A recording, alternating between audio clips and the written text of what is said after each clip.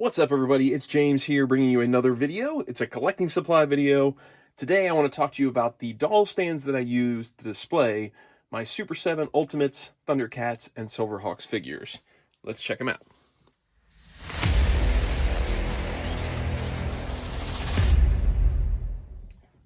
Okay, before we start off this video, I like to preface all of the collecting supply videos by telling you that I work for the company we're going to be talking about here. I work for Collecting Warehouse. They're the ones that carry these stands. They're the ones that designed and released these stands. But this is not like I'm not doing this as part of my job. I'm doing this as sort of a helpful thing to do for the collecting community. I know that a lot of times a collector is brand new. Everybody's got to start somewhere.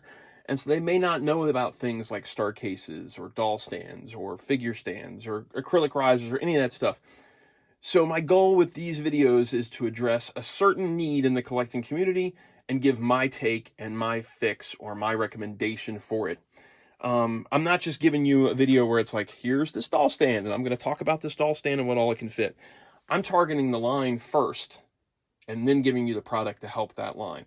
So in the case of this, I'm talking about doll stands that I personally use to display my Super 7 Ultimates Thundercats and Silverhawks figures. Now, a lot of times I'm just picking randomly what I want to do a video on.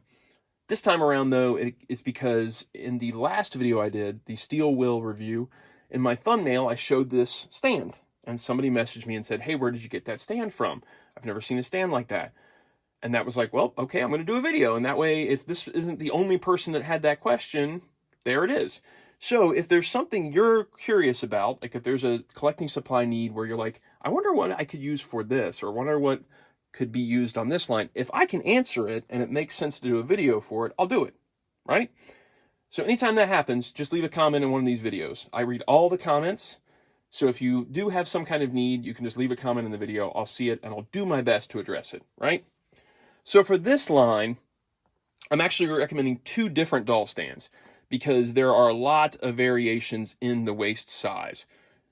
Even with just these two, though, it's not going to cover everything. There's going to be certain characters like the Snowman of Hook Mountain that's just way too big to fit on any kind of doll stand. Slythe is too big to fit on a doll stand. This will cover most of the line, though. The majority of the figures will be covered by these two stands. Now, in the case of this line, there are peg holes at the bottom of the feet. So you could technically probably use a pegged stand for these. I don't use them personally, though. I feel like the variation in peg hole sizes is too crazy on a lot of 6-inch figures. I don't really like any 6-inch figure stands personally. I know McFarlane does some, and I know that NECA does some. I'm just not a huge fan of them. I don't really like the way it looks on 6-inch figures, personally.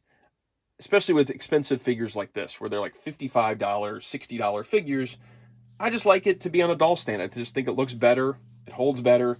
I worry less about my figures toppling over with this kind of stand. So, that's what I use. And these are the two stands that I use to do that.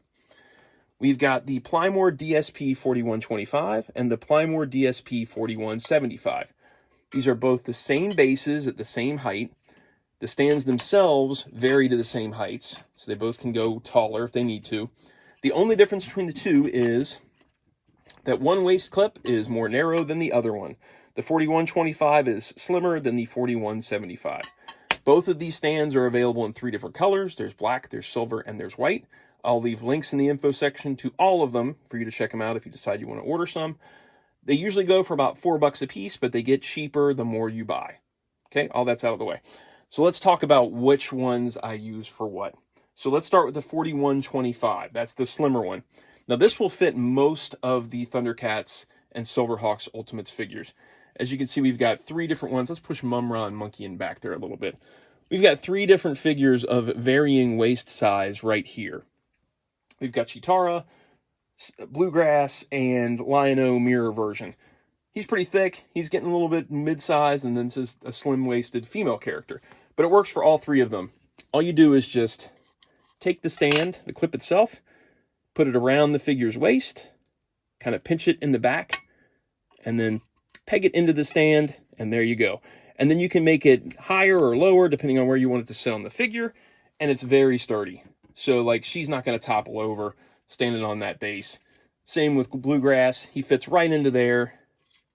Same deal. You just pinch it around, slide it down until you get it to where you want it to be. And then Lion-O, who's got a thicker waist, still fits on this guy. So most of them are going to fit onto the 4125 stand. When you get into larger characters, though, and we have two big guys right here. I'm going to take Bluegrass's hat off before I knock it off. We've got Mum-Ra and Monkey in here, and they're going to be using this 4175, which is a much bigger waist clip. As you can see, Mum-Ra's waist is even higher than most figures because he's so tall. But I just adjust the height to there. It goes right around his waist, which is way too big for that smaller, skinnier stand.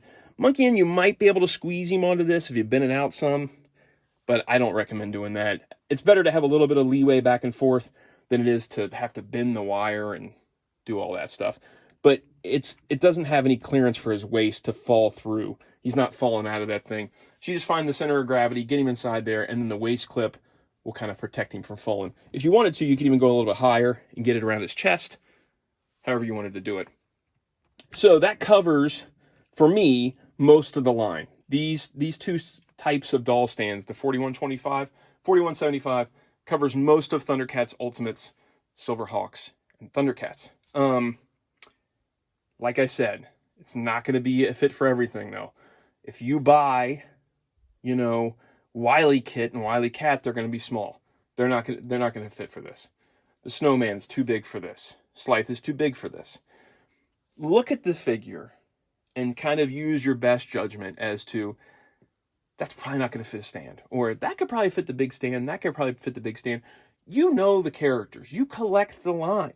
So you have a good vibe as to which ones you consider normal size guys and which ones you consider big guys and which ones you consider way too big guys, right? I think you guys got this. So that's what I use. If you want to check the info section down below, there'll be links to order these stands if you so decide to. If you have any questions, leave a comment down below. I read all your comments, like I said. So that about wraps it up on this one. Hope this helps you guys. Talk to you soon.